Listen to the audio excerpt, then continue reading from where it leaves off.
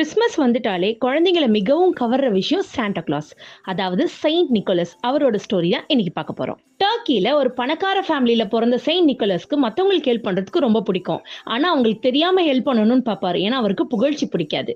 ஒரு நாள் ஜெருசலம் போயிருந்தப்ப ரொம்ப லேட் ஆயிடுச்சுன்னு ஒரு வீட்டுல தங்கிக்க பெர்மிஷன் கேட்கிறாரு செயின்ட் நிக்கோலஸ். அந்த வீடு ரொம்ப ஏழ்மையில இருக்கிற வீடு. ஒரு அப்பா 3 குழந்தைங்க மட்டும்தான் அந்த வீட்டுல இருக்காங்க.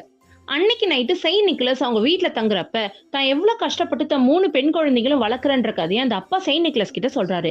இத கேட்டு மனம் வருந்தின செயின்ட் நிக்கோலஸ் அன்னைக்கு நைட் யாருக்கும் தெரியாம எந்திரிச்சு போய், அவர்கிட்ட இருக்க மொத்த காசையும் தங்க காசுகளா மாத்தி அத 3 சாக்ஸ்குள்ள போட்டு வீட்டுக்கு வெளியில இருக்க பெரிய மரத்துல தொங்க விடுறாரு. அடுத்த நாள் செயின்ட் நிக்கோலஸ் பண்ண நல்ல விஷயம் ஊர் ஃபுல்லா ஸ்ப்ரெட் ஆச்சு. அவருக்கு பிஷப் போஸ்டும் கிடைச்சது.